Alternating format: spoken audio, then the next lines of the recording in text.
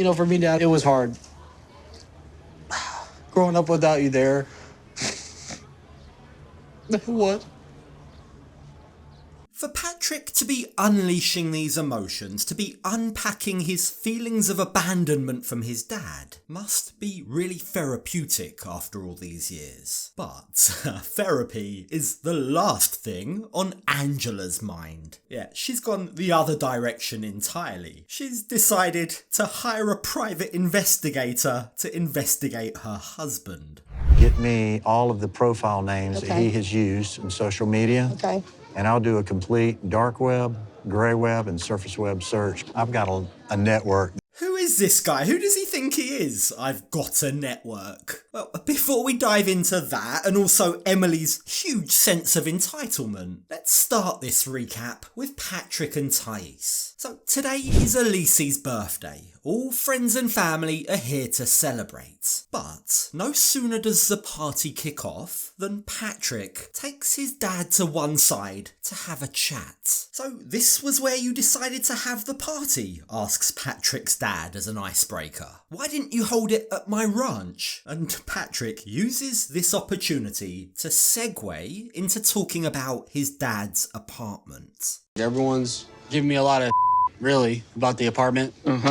And rented from you, and I was trying to tell him, like, it's the only way you make money. Patrick is terrified that this conversation might jeopardize the last 5 years of work that's gone into rebuilding his relationship with his dad, and he might just be right. You see, as soon as he brings it up, his dad immediately reminds him that he needs that rent. He needs it to survive. He tells Patrick, Thais just needs to understand that I'm your father. That's it. That's the end of it. But him saying those words, him saying I'm your father, seems to really trigger Patrick.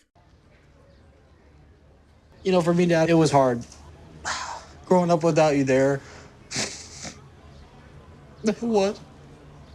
Patrick is being incredibly vulnerable right now. More vulnerable than his dad has probably ever seen him before. Now, he explains to his dad that the reason he continues to rent the apartment isn't because he particularly wants it, isn't because he needs it, but because he associates that apartment with him and his dad reconnecting 5 years ago. Those are precious memories to me, he says.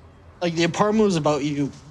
And you can see from his dad's face that this is all hitting home. You can tell he feels adequately ashamed that he was never there for Patrick while he was growing up. But, remarkably, he then tries to justify and excuse his behaviour. He tries to give a reason for why that was. So I didn't was there for you all the time. I know it was a very, very important thing. But another thing too, but I didn't have my father either. Patrick immediately tells his dad that that isn't an excuse, and good for him. He's finally found his backbone. He's finally, after all these years, able to confront the elephant in the room, able to confront his dad for his actions all those years ago. And it's ironic that that inner strength comes through his tears. Now, he tells his dad that he doesn't care what anyone else says, because renting that apartment makes him feel like he has a dad in his life again.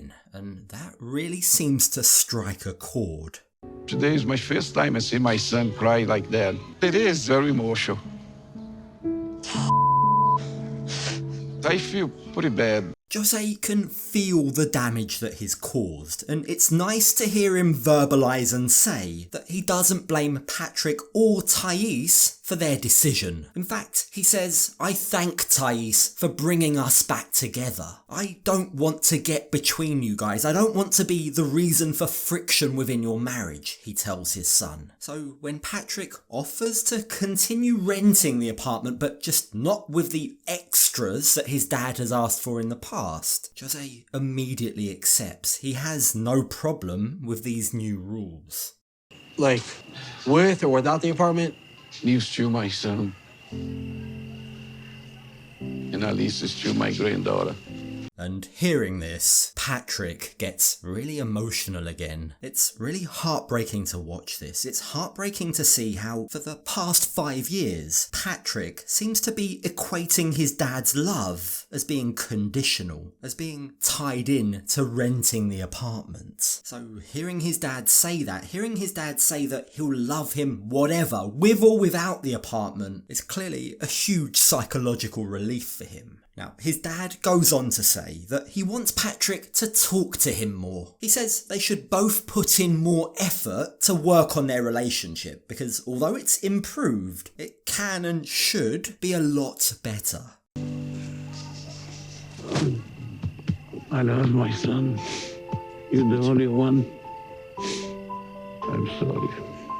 Patrick says that this might just be the first time in his life that he's ever heard his dad say that he's sorry. The pair hug it out, a long, long overdue emotional hug. And it really feels like this is a groundbreaking moment for them both. But for as meaningful and deep as this moment between Patrick and Jose was, unfortunately, things aren't going quite as well with Emily and her parents. You see, when we join them in this episode, Kobe and Emily have just revealed that once again, Emily is pregnant. I mean, my parents were not ecstatic about us telling them that we were pregnant, which I kind of expected because, you know, they've been very cool and supportive about us living with them so far. But, says Emily, for as supportive as they've been up until now with us and 2 kids, they have made it very clear in the past that there are to be no more children under our roof. If you're to have kid number 3, it has to be in your own home, her parents have told her. So now that kid number 3 is on the way, her parents aren't exactly thrilled. So what are your plans, her parents ask? When will you be buying your own home? You have a plan? Yeah. Okay, so when are you going to buy a house? When the right one comes on the market. We already got approved for the mortgage. No, that's not the plan. Buy a house that's going to accommodate what your needs are right now. We're looking, says Emily. We've been approved for a mortgage and we're touring houses with realtors looking for a nice new home. But, she says, I haven't found one that I like yet. I'm waiting for the ideal house to come along. But the thing is, everyone else who's sitting around that table disagrees with her. This is a starter home. It doesn't need to be perfect. Kobe himself says that he's seen plenty of houses so far that he really likes. He's ready to move into any of them, but it's Emily's pickiness that's holding them up. And watching this, hearing Kobe say that, makes it very clear that he certainly doesn't have the same sense of entitlement that Emily has. He fully understands that her parents have been very good to them. If they made a promise that they wouldn't have any more kids under their roof, they need to stick to that, Kobe says. I don't want to continue being a burden on her family. I'm not having a third child while we're still living in your house. I don't care even if it's that we have to rent, we will rent. We won't rent, though. Okay. Now, Emily immediately shoots that down. She says, the only reason we live with my parents is so we don't have to rent. It's so we can save money, so that we can save to buy a house. But Emily's own mum casually reminds her spoilt daughter that they've been living here for 5 years already. Enough is enough. Move out already. Let your parents enjoy their home once again. But no. Emily now gets pissed off at her parents for their reaction. I mean, I didn't expect this reaction, telling you that we're having a 3rd baby. We want to move out, probably more than you want us to move out. Emily's face is unbearable here. Look at her. Look at how she's looking at her parents, essentially taunting them. It's a look of, what are you gonna do about it? Even Kobe is super uncomfortable with her attitude. In fact, he goes as far as to say, Emily, while you may be comfortable with your family, while you may be okay acting this way, I'm not. And if it were down to me, we wouldn't still be living here at this point. We'd have already moved out. I will eternally be grateful to your parents for what they've done for us, he says. You've got to do it for your own. Oh my God, if someone mentions I have to think about moving out, where is it not clear that I have said I want to move out and buy a home? Emily, maybe it's not clear because you've been living there for 5 years. Seriously, what's with her attitude? Now, Emily's dad suggests in a very kind, nice way that they need to come up with a plan. And to add to this, Emily's mum, who again, it feels like she's walking on eggshells here, but her mum gently tells her she doesn't want to have to make an ultimatum, but they do need to get a move on. But that has just served to make Emily even more pissed off at them. Pissed off at everyone, her parents and Kobe, for not having her back. And in true Emily fashion, she's making her feelings known. I don't understand why you're having the attitude now. Because, It doesn't make sense. They're trying to advise us. I'm done. I'm going to bed. You guys are pissing me off. Emily storms off, sulking and claiming she's angry that there wasn't more excitement about their baby announcement. But let's just be honest here, Emily. Your anger isn't really about how the news was received. It's more the fact that she doesn't like being told what to do. It's more that she feels entitled to live in that house for as long as she pleases, whether or not she follows her parents' rules. Yeah, that is just called being spoilt, Emily. Now, thankfully, opposites really do seem to attract on this occasion, because for as bratty as Emily is acting, Kobe remains level-headed. He continues to talk to Emily's parents about what their next steps will be. I 100% agree with Lisa and David about moving out. So Emily and I have a lot to discuss about figuring out where we're going to be in the upcoming month.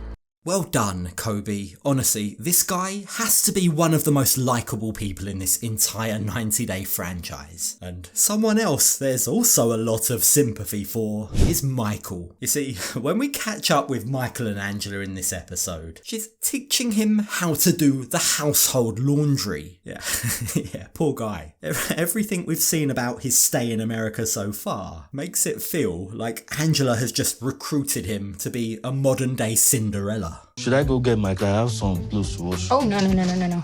Kids come first. They go to school. We're last. We feed them first. We wash their clothes first. We clean their room first. They're first. Oh, Michael, poor, deluded Michael. Your life is now on the lowest pecking order. Forget about your clothes. You need to serve everyone else before yourself from now on. Yeah, Angela has made her expectations clear. She expects Michael to do all the chores. Washing, cleaning, organising the house, clearing up her dirty bedroom, putting up the lights, fueling her car. You name it, Michael's expected to be her own personal butler. Sorry, let me rephrase that. Not just her butler, hers, Skylar's and the 6 kids that live there. When this sounds, take them out the dryer, put them in there, put this load in here, put another load in, and while these are washing, fold the clothes that was in the dryer before. Can you remember that? I'll try. Okay, I gotta go. Skylar's coming. Wait, so Angela's off to hang out with her daughter while Michael is left alone to do all the laundry? Wow. I mean, we all saw it coming, don't get me wrong, but it doesn't make it any easier to watch. Now, when we join them all the following day, the whole family have got round the dinner table to have Christmas dinner together. It's a lovely opportunity for the entire family to have a conversation, to be in festive cheer. And it starts with the kids asking Michael questions about how life in Nigeria differs to life in America, life in Hazelhurst. And while Michael explains that there are many differences but he's enjoying life so far in America, Skylar interrupts to ask him, if you're enjoying things so much, why haven't you taken any photos? Yeah, photos of what exactly, Skylar? What do you want him to take photos of? The local gas station? But Michael responds by saying, I couldn't because I no longer have a phone. Mima broke the phone after we had a little disagreement. That's the honest truth. It just gets worse and worse, doesn't it? Michael's stuck in America doing all the chores, washing their dirty laundry with no access to a phone. Yeah, it's very, very concerning. It's very messed up. But, it seems, we haven't yet got the whole story about what exactly happened. Why was it that Angela broke his phone? Well, clearly something has happened, because this conversation isn't suitable for the kids' ears. It's only after all the kids have been put to bed, maybe by Michael, who knows, we don't see. But only then does Angela sit down with Skylar to tell her what actually happened. He was supposed to delete the Paradise Men, that he was an administrator. And I went to go in the kitchen, was having a good time, and it popped up, ding, ding, ding, ding. Angela reveals that not only had Michael not deleted the group chat, but in fact he tried to lie about it. He told her it had been deleted only for her to see notifications pop up on his phone. And when she saw those notifications, she tells Skylar, "I lost my shit. I grabbed his phone and smashed it on the floor." Yeah, you know, normal, typical, everyday Angela behaviour. But it's at that point that Skylar pipes up to tell her mum off. Not for smashing the phone, no, that's absolutely fine in the Deem household, it seems. Skylar instead says to her mum, "Why'd you do that, mum? By breaking his phone, you may have just destroyed vital evidence that Michael the maid is scamming you." That was all your evidence you had on there. You don't want to do the legwork for it? Just hire you somebody to do it. Get a private investigator or something and have them, look into it. Now, for as civil as Skylar has been to Michael's face, it's been very clear that she doesn't like or trust him, and her suggestion that they hire a private investigator just proves that she's pretty sure he's hiding something. And it's interesting to watch Angela's reaction to that. She doesn't fight back. Instead, she just asks for a bit more time. She's had to wait so long to get Michael to America that now that he's finally here, she just wants a few more weeks to continue living in this delusion that everything's okay.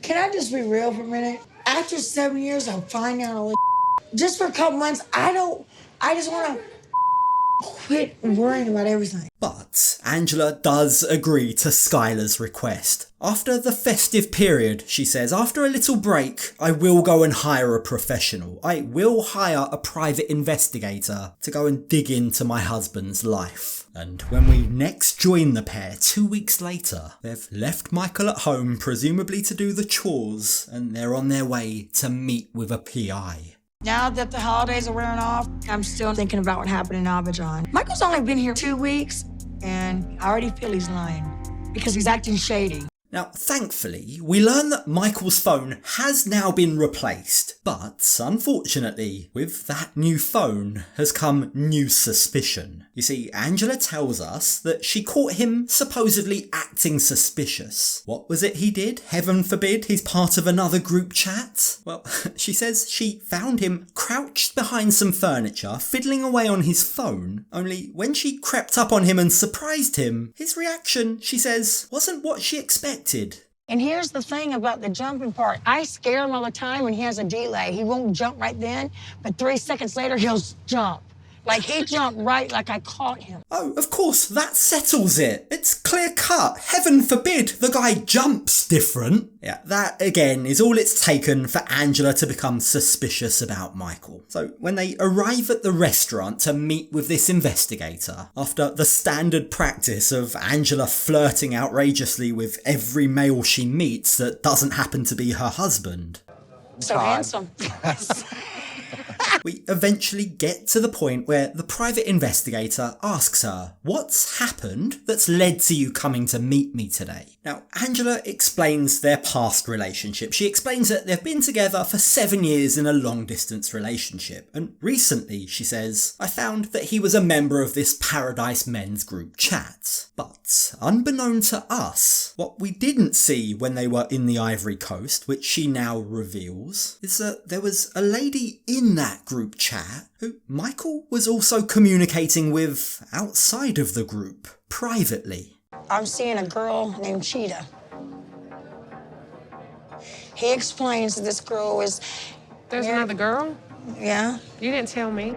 Now, Angela found this chat with the lady called Cheetah. I know, very ironic name. But importantly, and this is a very important point, although they were talking privately, although they were discussing getting to America, there wasn't any incriminating evidence. Like, there was nothing to suggest that Michael was cheating on Angela with Cheetah. But, of course, the fact that Michael has cheated in the past means that Angela is now on high alert. Yeah, well, she's always on high alert, but you know what I mean. She's on extra high alert. And so too is Skylar. I can't wait to expose him. Mama just keeps hiding for him, and it's sickening. You really do seem like one of them old, naive old ladies. Angela then goes on to tell the investigator everything that she found suspicious that happened in the Ivory Coast. From the different group chats to this mysterious new woman to even the fact that Michael Googled life insurance policies on his phone. Now, this is all news to Skylar, and she's absolutely shocked and even more convinced than ever that Michael is guilty. She's worried that Michael might be trying to kill her mum. And the PI agrees that there's definitely grounds here to investigate further. Get me all of the profile names that he has used in social media. Okay. And I'll do a complete dark web, gray web, and surface web search. I've got a network. The PI explains that he's got a huge network in Nigeria and across the world, on the dark web, on the normal web, you name it, this guy has it covered. He assures her he will get to the bottom of this. And the clincher is that it doesn't matter what's been deleted. If it's ever been sent or if it's ever been posted on the internet, I will find it, he assures her. Which is a crazy claim when you think about it. Like, he's claiming to be able to recover any deleted message on any social media. But Skylar seems taken in by what he's saying. She looks really impressed. And as for Angela, well, she's just relieved that she might actually finally get some answers. Especially about this suspicious WhatsApp group. Big red flags is this Paradise Men's group, because I think there's going to be some big answers that are within that group that Michael's been involved with. Angela claims that if he can provide definitive proof that he's been scamming her, then that's it. She'll definitely end the marriage. But the real question here is, given how little trust there is in this marriage, isn't it already as good as over? Surely if there's this little trust, then there's already no relationship.